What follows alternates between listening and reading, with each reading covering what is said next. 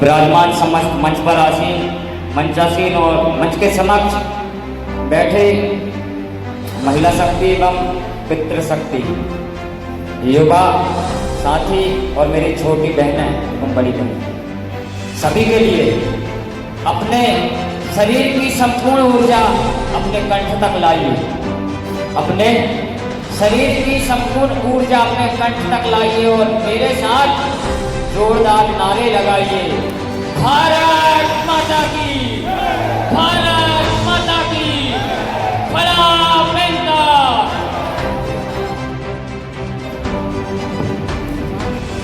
क्योंकि परिवर्तन माहौल से बनता है। जब माहौल बदलेगा तो परिवर्तन भी आएगा। इसलिए मैंने नारे लगवाए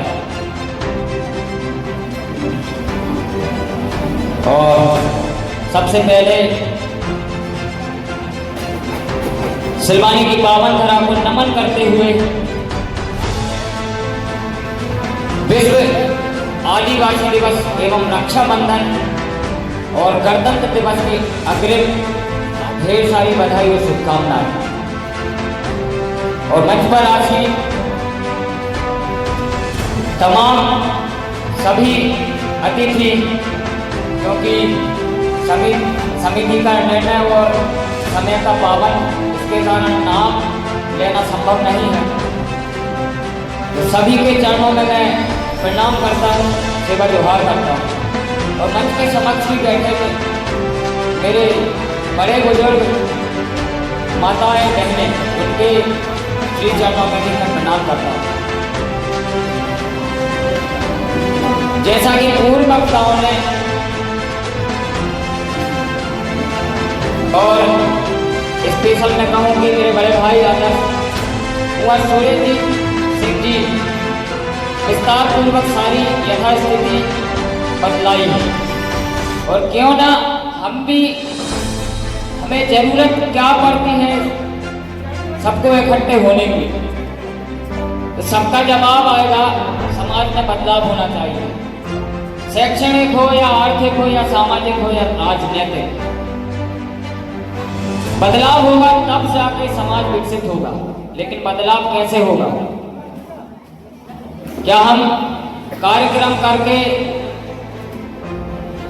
और कार्यक्रम में नाच गाना करके या भाषणबाजी करके?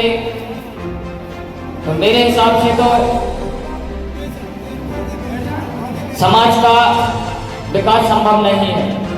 विकास की पहली और प्रथम सीढ़ी होती है शिक्षा। जब व्यक्ति शिक्षित होता है तो विकास के आयाम अपने आप उसके मस्तिष्क में आते हैं। अब शिक्षा की बात आती है तो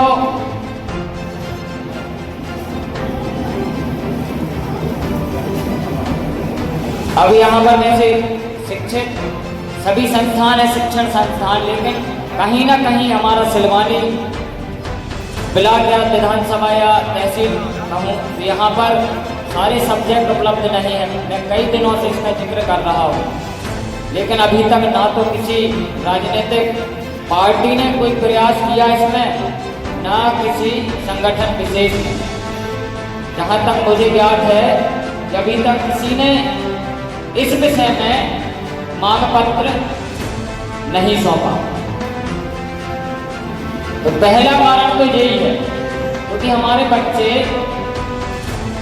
अब इंजीनियर बने या वकील बने या डॉक्टर बने तो कहाँ जाना पड़ेगा? भोपाल, इंदौर, जबलपुर और दिल्ली। लेकिन इन महानगरों में हर व्यक्ति के बच्चे पढ़ना संभव है।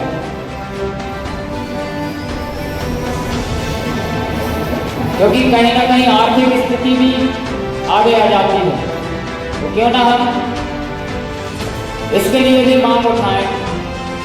और दूसरी चीज, आज बड़े सौभाग्य की बात है, और कैसे विकास चाहे सामाजिक हो या आर्थिक हो या शैक्षणिक, राजनैतिक इन्वॉल्वमेंट होना पड़ेगा, तब जाके विकास होगा। बिना राजनीति के अब भले बड़े मंचों से और मुझसे बड़े बुद्धिजीवी हम कहते हैं, लेकिन हो सकता है मैं गलत हूँ, लेकिन मेरा जहाँ तक मानना है, बिना राजनीति के आपको आपके हक और अधिकार और आपके क्षेत्र में शिक्षा या स्वास्थ्य, ये सारी चीज संभव नहीं है, क्योंकि आपको विधानसभा में जाना पड़ेगा और बोलना पड़ेगा, तब जाके देती है, क्योंकि बच्चा जब रोता है तभी माँ दूध पिलाती है।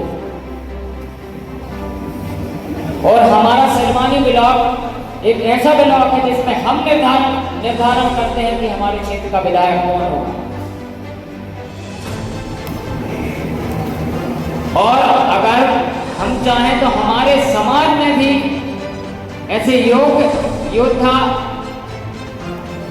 गौरवशाली आदरणीय राजा साहब, दो राज परिवार से मंच पर बैठे हैं। एक बार जोरदार तालियां दोनों राजाओं के लिए, कि हम दोनों कितने भाग्यशाली हैं कि दोनों राजा हमारे बीच बैठे हैं। और जहाँ तक मेरा मानना है और मैंने जहाँ तक स्टडी की है, कई राजे महाराजे हैं मध्य प्रदेश में, लेकिन सिलवानी विधानसभा एक ऐसी सौभाग्यशाली विधानसभा है जिनके बीच दोनों राजाएं हमेशा तत्पर रहते हैं, रात दिन सुख दुख में। तो मेरा कहने का तात्पर्य है, जो व्यक्ति जिस क्षेत्र में सबल या मजबूत या योग्य हो, उसको उस क्षेत्र तरफ धकेलना चाहिए।